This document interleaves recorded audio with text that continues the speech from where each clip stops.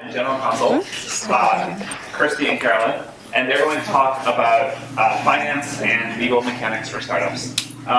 This is certainly not the most exciting of the classes, sorry, but if you get this right, this is probably the class that gets the most to me. So thank you very much for coming, and yeah, go ahead. Okay, so like Sam said, this lecture is about the mechanics of startup. And Kirsty and I are going to be talking about some of the basic legal and accounting issues that your startup may face in the very beginning. I was watching Paul Graham's video, and at one point he says, founders don't need to know the mechanics of starting a startup. And I thought, oh no, that's exactly what Sam titled this lecture. But what PG actually says is that founders don't need to know the mechanics in detail, because it's very dangerous for founders to get bogged down in the details, and that's exactly right. And Kirsty and I can't give you the details in 45 minutes anyway. So our goal here today is to make sure that you do know better than to form your startup as a Florida LLC. So, as Sam mentioned, we were also worrying that it's going to be pretty boring for you to listen to an accountant and a lawyer talking about this. You know, you've had some really amazing founders talking about really interesting things, but like Sam said, you know, this is the kind of stuff that if you know the basics, you can get yourself set up in the right way, avoid pain, stop worrying about it, and then concentrate on what you actually want to do, which is make your company a success.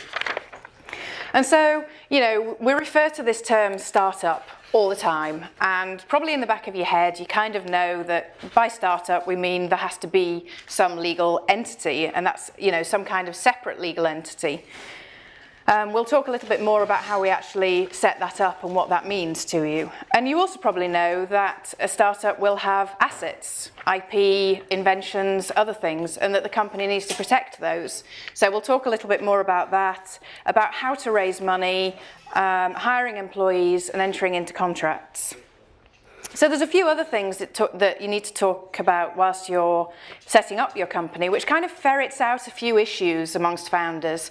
Things like who's going to be in charge and how much equity is everybody going to own. So those are really good things to talk about too. Oh, we've lost our slides. There we go.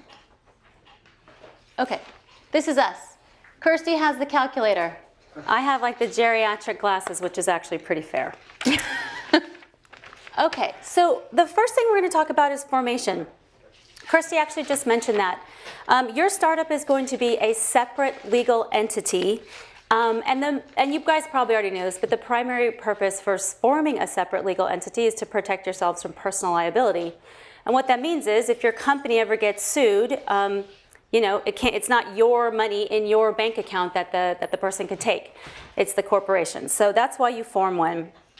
So then the question is, where do you form one? And theoretically, you have 50 choices, but the easiest place is Delaware, and I'm sure you're all familiar with that as well. But Delaware is in the business of forming corporations. The law there is very clear and very settled. It's the standard. The other thing is that investors are very comfortable with Delaware. They already invest in companies that are Delaware corporations. Most of their investments are probably Delaware corporations. So if you are also a Delaware corporation, then everything just becomes much more simple, right? There's less diligence for the investor to do. You don't have to have a conversation about whether or not to reincorporate your Washington company into Delaware. So there's a reason that so many companies do it. It's standard, it's familiar. So I'll tell you a story. We had a company at YC about 2 years ago that was originally formed as an LLC in a state that I'll say Connecticut. The founders had some lawyer friends there who said this is the right way to do it. And when they came to YC, we said, you guys need to convert to Delaware. So the lawyers in Connecticut did the conversion paperwork, and unfortunately they didn't do it right. They made a very simple mistake, but it was a very crucial mistake. The company was recently raising money, like a lot of money, and this mistake was uncovered. Basically the mistake was this company thought it was a Delaware corporation for a couple years, but in fact it was still a Connecticut LLC. And I'll just say this, 4 different law firms were needed to figure that one out. 2 in Delaware, 1 in Connecticut, 1 here in the Silicon Valley, and the bill right now is at $500,000 for a conversion mistake. So what's the takeaway here? Pretty simple. Keep it really simple and familiar for yourself. The reason we incorporate all companies the same way at Y Combinator is because it's easy.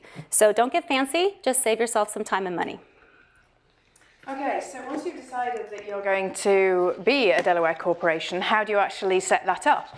And it requires a few different steps, but the first one is actually really easy. You literally just fax 2 pieces of paper into Delaware saying, we're going to set up a corporation. All that does, though, is create a shell of a company. It doesn't actually do anything within the company. So after that, you then need to complete a set of documents that, among other things, approve the bylaws of the company. It creates a board of directors. It creates officers of the company. Delaware requires that somebody has the title of CEO, president, and of secretary. So also at this point, you need to complete documents that assign any inventions or any code or anything that you as an individual create so that the company actually owns that. And remember, at this point, it's a really good thing to think about. You as founders have to think about things in 2 different ways.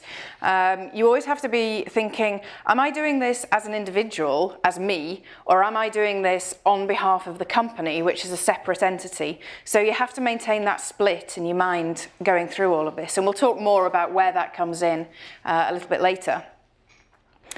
So there are services that can help you get incorporated. Of course, you can use a law firm, but there are also other online services that help. And the one that we often use with a lot of the YC companies is called Clerky, clerky.com. And they are set up so that all the standard basic documents are used, and they get you set up in a very vanilla way so that you can just move on and keep focusing on what you need to do. So a note on paperwork. You're creating documents. These are really important documents that are going to be setting what the company does and what the company is. So it's really, really important that you actually keep these signed documents in a safe place. And it sounds so basic, but we get so many founders coming to us saying, oh, I don't know, these some documents, and they have no idea what they are or where they are. So really, really make sure that you keep them in a safe place. And let's be honest, this is not the glamorous part of running a startup, you know, filing documents. But actually, at the times where this is crucial are going to be at really high stress times in the startup's life. It's likely to be if the company's raising a big Series A round, or if the company is being acquired. The company will have to go through due diligence, and there will be lawyers asking for all this stuff. And if you don't have it and you don't know where it is, it's just making a really stressful situation even more stressful. So really the key thing here is, like we say, keep it simple, but keep those documents in a safe place and keep it organized. It'll make your life so much easier. Okay, so now we're going to talk about equity, and we're going to touch on a couple different things in this section. The first thing that we're going to talk about is equity allocation. So what am I talking about here? I'm talking about if your company's stock is a pie, you're talking about how to divide the pie. And you're talking about this with your co-founders. Why is this important? Well, if you're a solo founder, this really isn't important. But if you are a team of 2 or more, then this issue is absolutely critical. So the first thing that you need to know is that execution has greater value than the idea. What do I mean by that? A lot of founder teams give way too much credit, and therefore a lot of the company's equity, to the person who came up with the idea for the company. And ideas are obviously very important, but they have 0 value. Who's ever heard of a $1 billion payment for just an idea? So value is really created when the whole founder team works together to execute on an idea.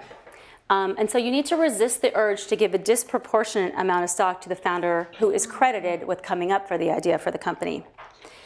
The next thing you want to think about is, okay, so how much stock, or should the stock be allocated equally among the founders? And from our perspective, the simple answer is probably yes. Our mantra at Y Combinator is that stock allocation doesn't have to be exactly equal, but if it's very disproportionate, that's a huge red flag for us. We wonder what conversation is not happening among the founder team when the ownership isn't equal. For example, is one founder secretly thinking that this whole startup thing is temporary? Is one founder overinflating the work that he or she has already done on the company, or overinflating his or her education or prior experience? Do the founders really trust each other, and have they been honest with each other about their expectations for this startup and for the future? So when ownership is disproportionate, what we worry about is that the founders are not in sync with one another. Thirdly, it's really important to look forward in the startup, not backwards. And said another way, all the founders in it 100%, are they all in it for the long haul? If the expectation at your startup is that each founder is in it 100% and you're all in it for the long haul, then everything that happened before the formation of the company shouldn't matter. It doesn't matter who thought of the idea, it doesn't matter who did the coding or who built the prototype or which one has an MBA. It will feel better to the whole team if the allocation is equal, because the whole team is necessary for execution. So here's the takeaway on this point. In the top YC companies, which we call those, with the highest valuations, there are 0 instances where the founders have had significantly disproportionate equity split. All right, so you've had the conversation about how to split the equity, but then what? Again, we talked to many founders who are actually surprised that they have to do something in order to own this stock. They think that talking about it is actually enough. And this, again, it's another situation where you have to think about you as an individual versus you as a representative of the company. And if you equate this to a large company, if you worked at Google and you were told as part of your compensation package that you would be receiving some shares, you would expect to sign something to get those shares. And if you didn't, you'd be thinking, oh, what's going on here? Well, it's the same thing with a small company as well. So in this case, the documents that you're signing is a stock purchase agreement. So you as an individual buy the shares from the company. And in any situation, if you're buying something, there's a two-way transaction where you pay for something and you get something in return. And in this case, you're getting shares in return for either a cash payment or for contributing IP or inventions or code to the company so that the company actually owns everything that you've done in the past. So we also refer to that stock being restricted because it vests over time. And we're going to cover that next in more detail. But as a result of the stock being restricted and vesting, there's one very, very crucial piece of paper that we talk about until we're blue in the face to everybody, because there's actually no way to go back and fix this. And this is actually one of the things that, because there's no way to fix this. This has blown up deals in the past. We've seen companies where, because they haven't filed what's called an 83B election, deals have blown up. And I'm not going to go into detail about what that 83B election is actually about, but just leave it as it affects your individual taxes and it affects the company's taxes. And so it can have a big impact. So, here we have the main things here are: sign the paperwork, sign the stock purchase agreement, sign the 83B election, and make sure that you actually have proof that you've sent that in, because if you don't have the proof, it just goes into a black hole at the IRS, and investors and acquirers will walk away from a deal if you can't prove that. Okay, so the next thing we're going to talk about is vesting, and I imagine that many of you are familiar with what vesting is. But just in case, really simply, vesting means that you get full ownership of your stock over a specific period of time. So we're talking about the stock that Kirsty just said. You bought your stock of your company, and you own it, and you get to vote it. But if you leave before this vesting period is over, then the company can get some of those unvested shares back. So, and I'm just so you guys know, the other ways to refer to vesting, you'll hear restricted stock. That means that stock that's subject to vesting.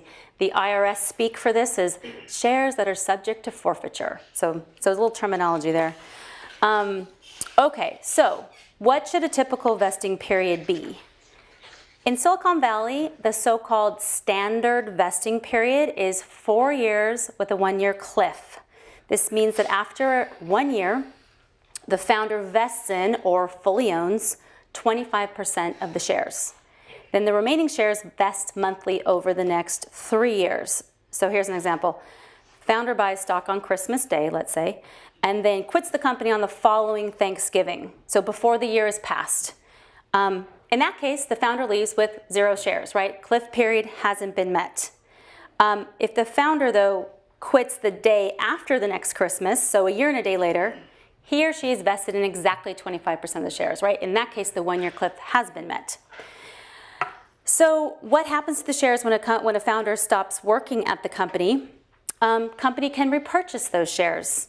In the example I just gave where the founder quit a year and a day after purchasing the shares, 75% of those shares are still invested, and the company will repurchase that full 75% of those shares from the founder.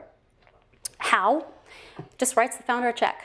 That's how the founder bought it, right? So it's the same price per share that the founder paid, and it's really just giving the founder his or her money back. So then the question is, why would you have vesting? Why would founders do this to themselves, right? Because it's just the founders. They're doing this on their own shares, doing this to their own shares. So, and probably the number one reason why vesting is important has to do with founders leaving the company. So let's say if you didn't have vesting and a founder leaves, a huge chunk of the equity ownership leaves with him or her. And obviously that is not fair to the founders left behind. And we're actually going to talk about this a little bit more when we get to the founder employment slide. I'll go into that in more detail. But the other reason to have vesting is the concept of skin in the game, the idea that founders need to be incentivized to keep working on their startup. If a founder can walk away with his or her full ownership at any point in time, then why would you stay and grind away? Startups are hard. So, do single founders need vesting? They do, and the reason is because the skin in the game concept applies to solo founders as well. And investors really want to see all founders, even solo founders, incentivized to stay at the company for a long time. And the other reason that single founders should put vesting on their shares is to set an example for employees, because you can imagine it would be inappropriate for a founder to tell an employee that he or she has to have 4-year vesting on his or her shares, but the founder doesn't think that he or she needs any on their own shares.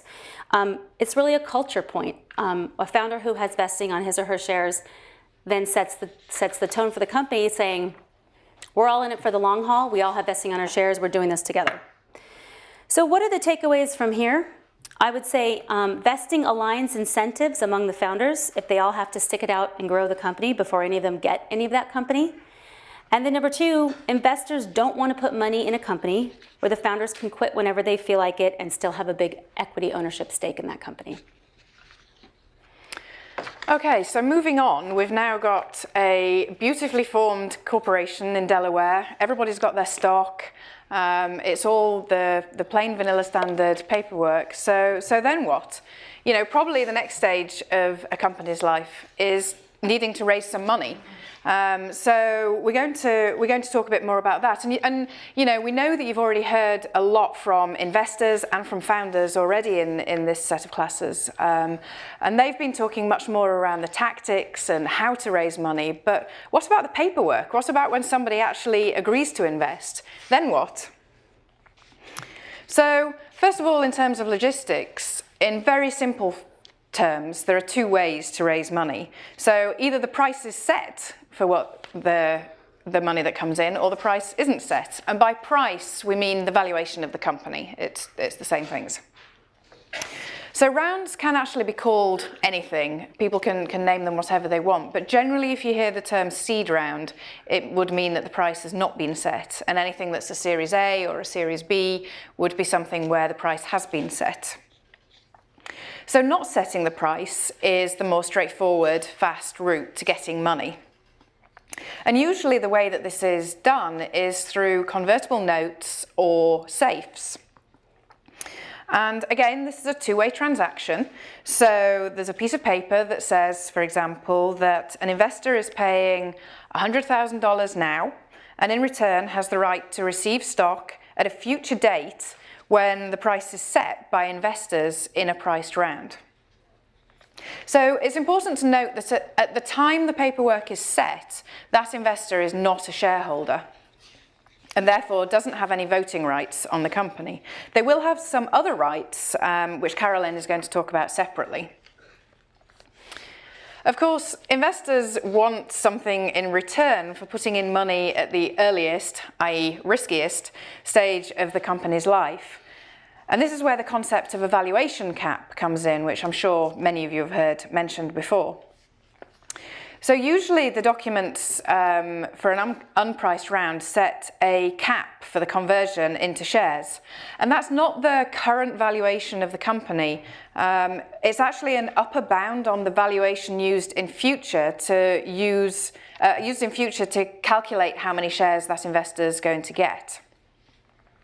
So for an example, an investor that invests $100,000 on a safe with a $5 million cap, then a year later, the company raises a priced round with a valuation of, let's say, $20 million. Then the early investor would have a much, much lower price per share, about a quarter, and therefore their $100,000 would buy them approximately 4 times more shares than an investor that was coming in and putting in $100,000 in that Series A priced round.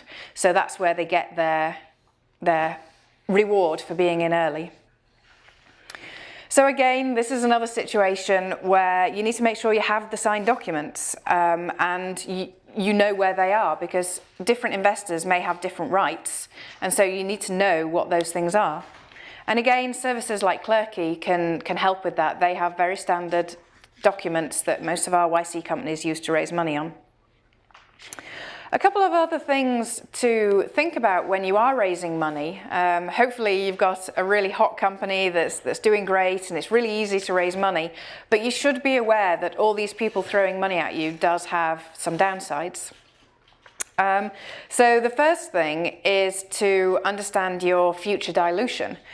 So if you raise, let's say, $2 million on safes with a valuation cap of $6 million, then when those safes convert into equity, those early investors are going to own about 25% of the company.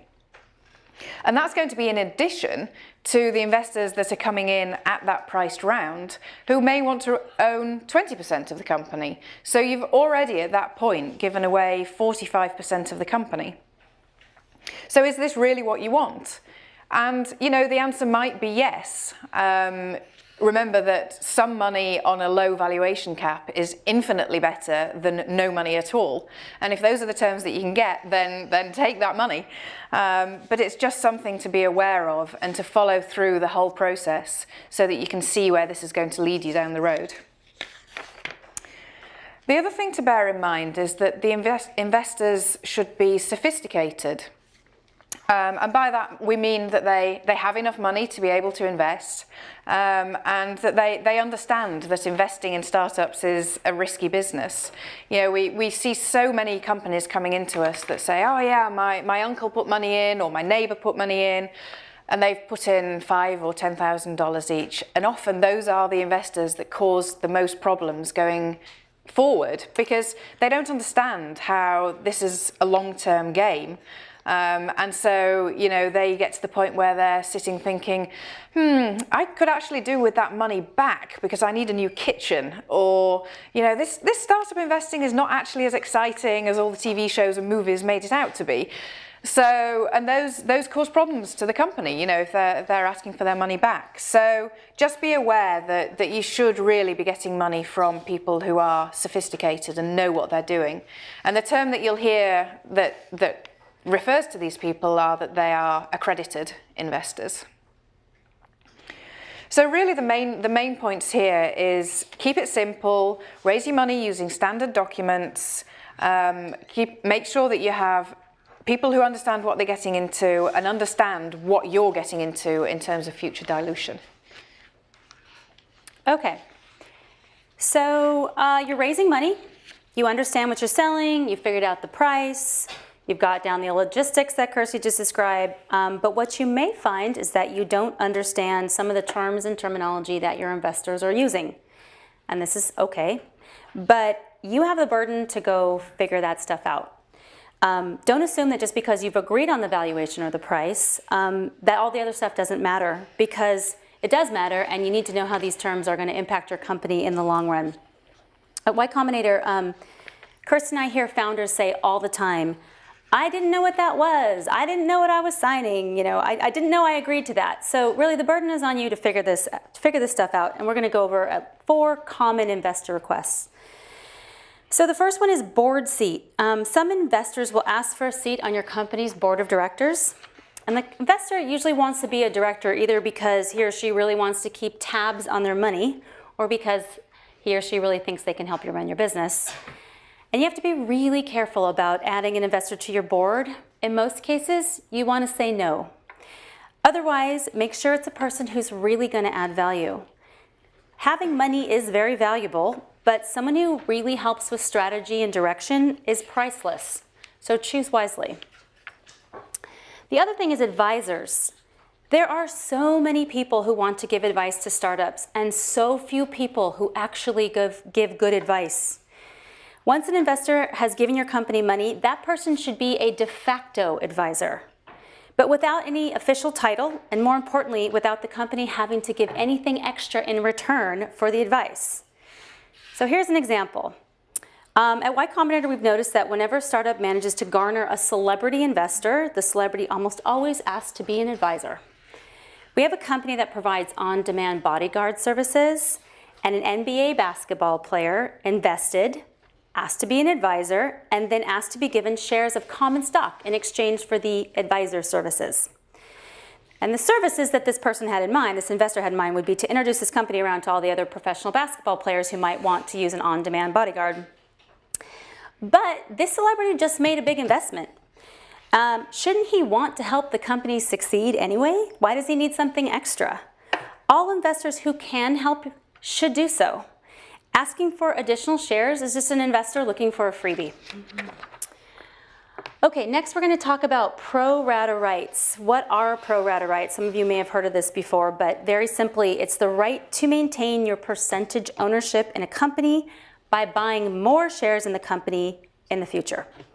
Pro rata rights are a way to avoid dilution, and dilution in this context means owning less and less of the company each time the company sells more stock to other investors.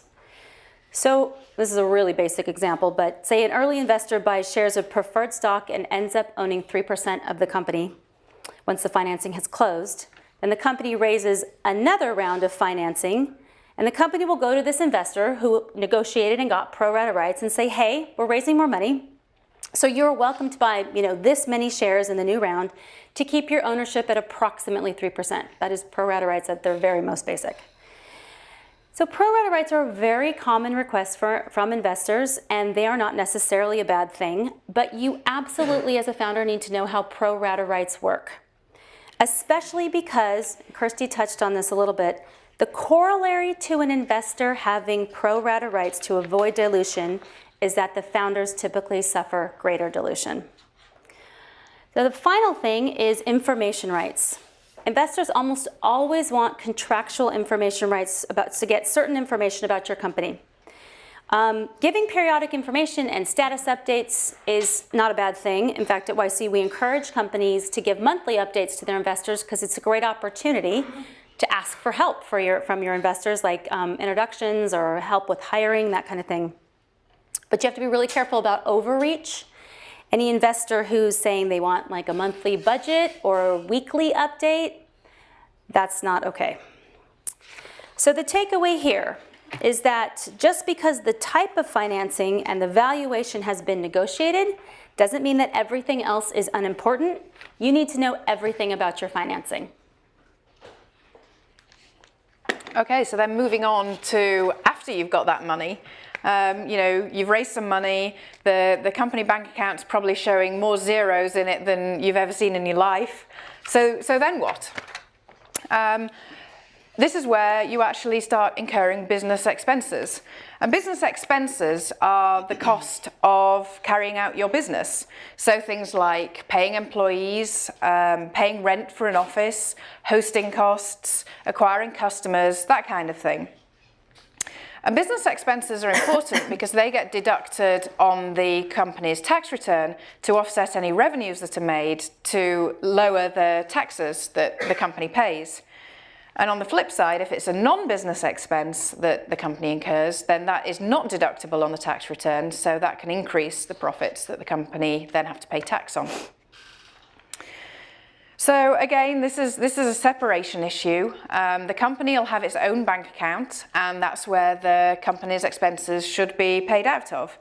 Again, you know, thinking about this from a large company, if you were working at Google, you would not use a Google credit card to buy a toothbrush and toothpaste. So the other thing to remember is that, you know, the investors gave you this money. They trusted you with all these huge amounts of money, and they want you to use that money to make the company a success. It's not your money for you to spend how you please. And believe me, we've had some horror stories of founders who take that approach. We had one founder that we knew of who took investor money and went off to Vegas. And boy, by his Facebook photos, did he have a good time. Needless to say, is no longer with the company. But really, this is stealing from the investors. You know, think about it. The concept of business expenses can get a little bit blurry, especially in the early days when you're working in your apartment and you're working 24 hours a day. But the way to think about it is, if an investor asked me what I'd spent their money on, and I had to give a line-by-line breakdown of that, would I be embarrassed about telling them what any of those lines were? And if you were, it's probably not a business expense. So the other thing to bear in mind is that, you know, you're busy running your company at 90 miles an hour, just constant. So you don't have to necessarily think about the bookkeeping and accounting at that point, but it's really crucial that you do keep the receipts so that when you do engage a bookkeeper or a CPA to prepare your tax returns, they can unpick all of this and they can figure out what are business expenses and what aren't business expenses.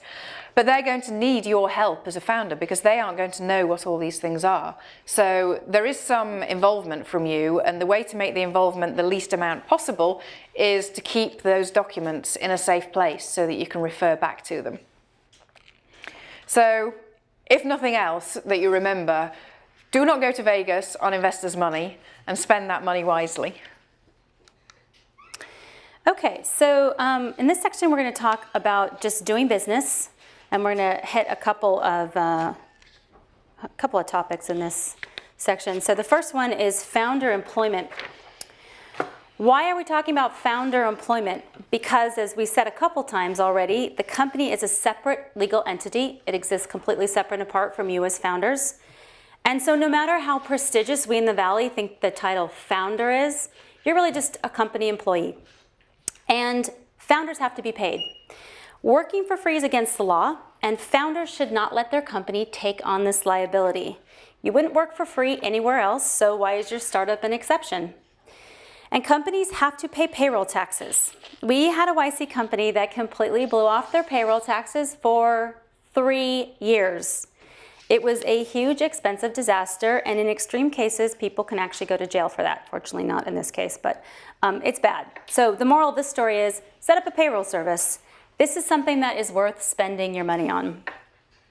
But, and I actually think, I'm sure some of the other lecturers have touched on this point, and actually Kirsty just mentioned it too. Don't go overboard on lavish salaries. Minimum wage. This is still a startup, and you have to run lean.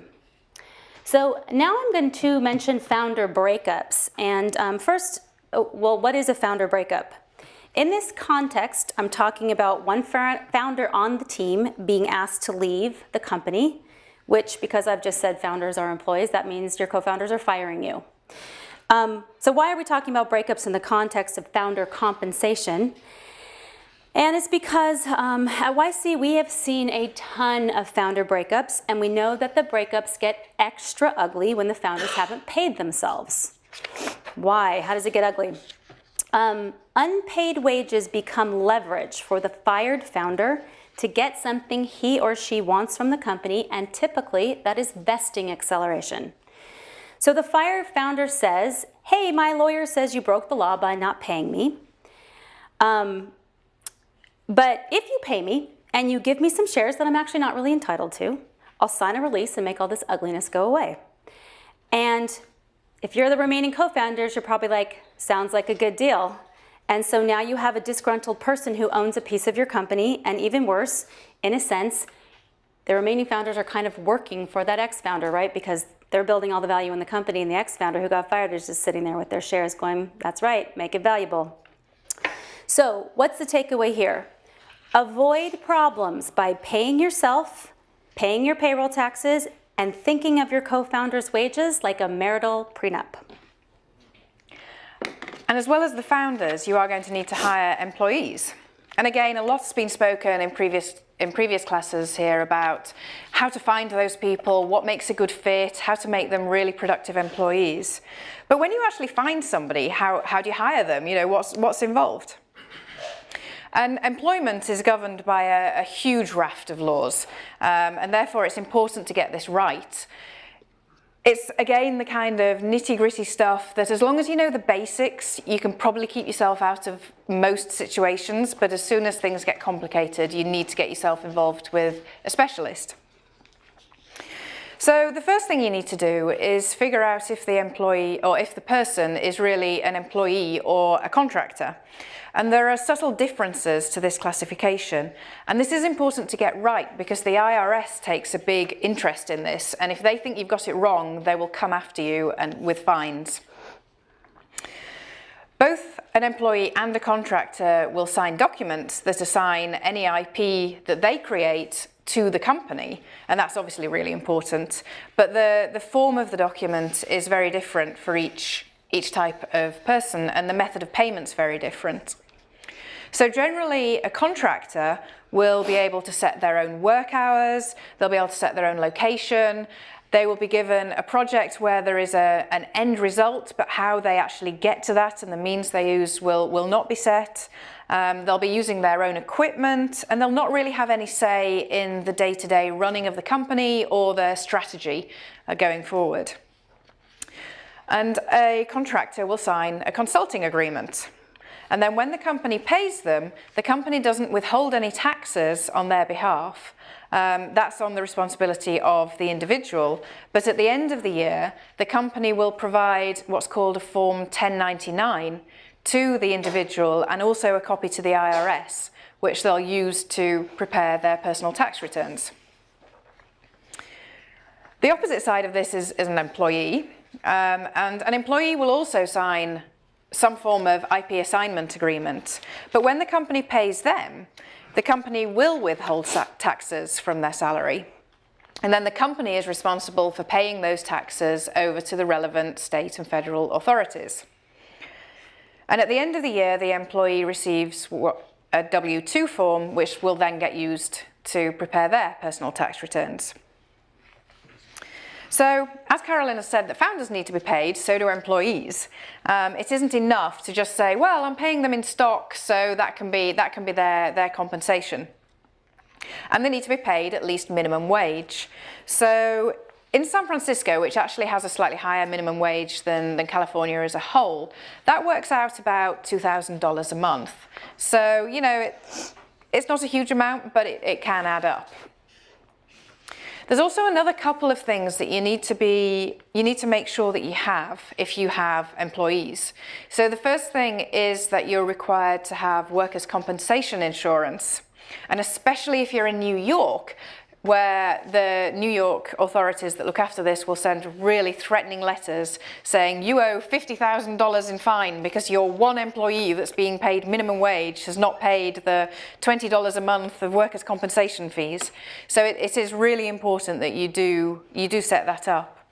And the other thing that's very important is that you do need to see proof that the employee is authorized to work in the US.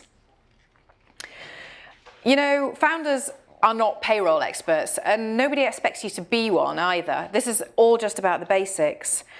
But what that does mean is that you absolutely must use a payroll service provider who will be able to look after this for you. And services like Zen Payroll are again set up, they're focused on startups, and they help you get this set up in the easiest way possible so that again you can go back and concentrate on what you do best. And in the example that Carolyn gave just a few minutes ago, if that company had actually set themselves up with a payroll service provider, all of that heartache would have gone away because it would all have just been looked after for them. They were trying to save money by not doing it, and look where it got them.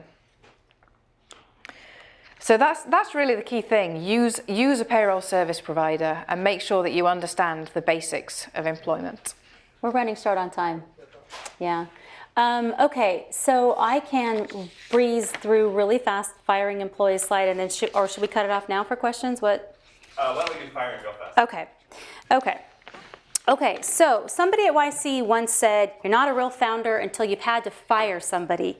Why is that? Because firing people is really hard. It's hard for a lot of reasons, including because founders tend to hire their friends, they tend to hire former coworkers, or they just get really close to their employees because working at a startup is really intense. But in every company, there's going to be an employee who doesn't work out, and firing this employee makes a founder a real professional because he or she has to do what is right for the company instead of what is easy.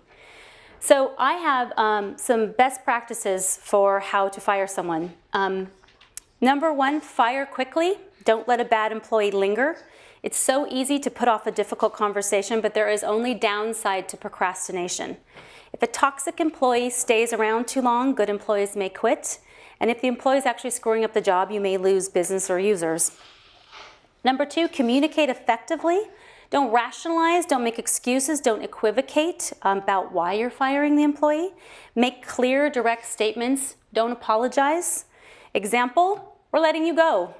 Not, I'm so sorry, sales didn't take off this quarter, blah, blah, blah. Fire the employee face-to-face and ideally with a third party present.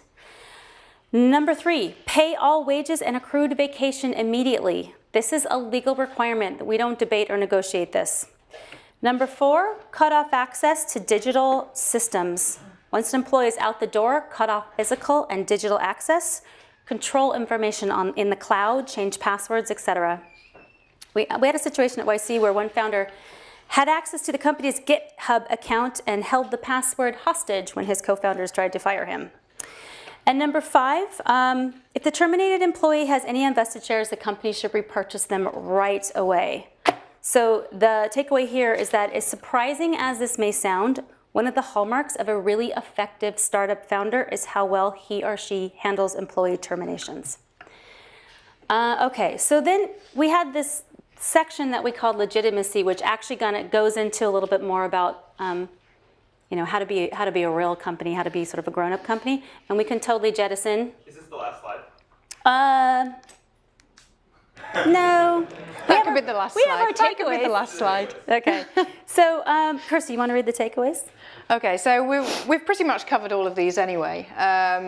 But the basic tenet to all of this is keep it simple, do all the standard stuff, and keep it organised. Make sure you know what you're doing. Equity ownership is really important, so make sure that you're thinking about the future rather than the 3 months of the history of the company. And stock doesn't buy itself, so again, make sure you do the paperwork for that. Make sure that you actually know about the financing documents that you're signing up to. It's not enough to just say, yeah, I'll take your 100K. Make sure you actually know those rights. And you need to get paid. You and the employees need to be paid.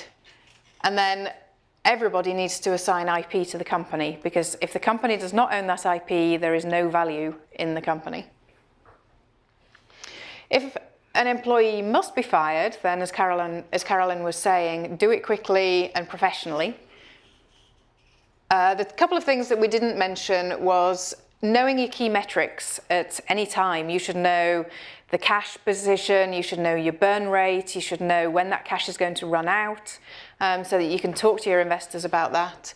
And, a lot of running a company is following the rules and taking it seriously. It's not all the glamorous bits that we see in all the movies and TV shows, so you do have to take that seriously. Okay, so it was shorter when we did it the first time. Sorry about that. Sorry. You can get like 2 questions in. Sure. Yeah. How do you advise searching for an accountant, and when in the process do you need them? So there's two. So the question was, how do you advise searching for an accountant, and when do you, at what point do you do this?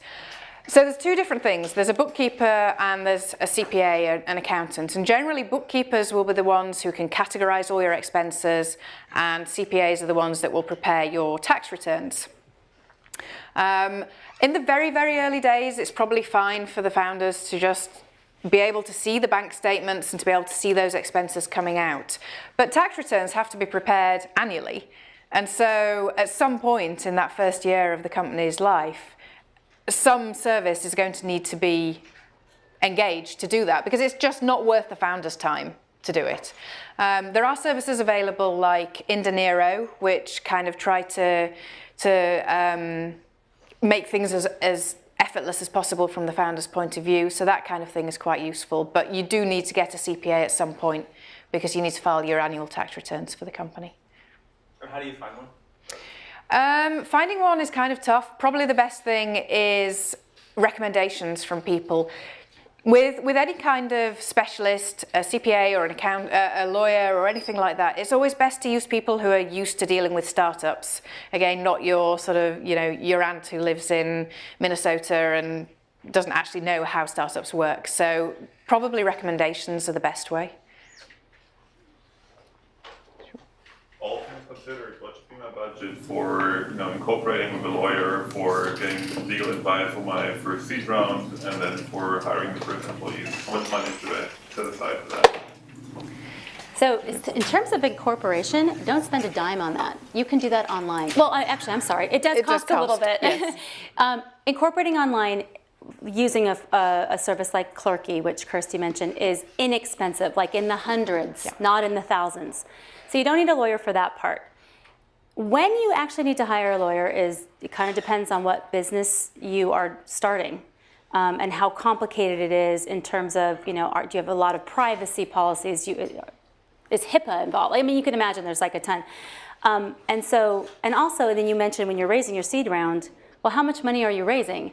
And who are the investors? And what kind of terms are in the term sheet? Sometimes that dictates whether or not you need to get legal counsel. And again, a service like Clerky can help if you are just using very standard documents for the fundraising. There are just very basic vanilla fundraising documents, so you can use those. And again, they cost less than $100, I think, which can save you some legal fees. One more question. Do you want to pick? Should we go back over this side? I'm going to ignore Pula. Let's go up here. Do you guys have any advice or comment on the complexity that comes with working with cryptocurrencies or crypto equities in particular? Like if you're fundraising, since that's becoming more and more popular? Oh wow, that's a tough question to end with.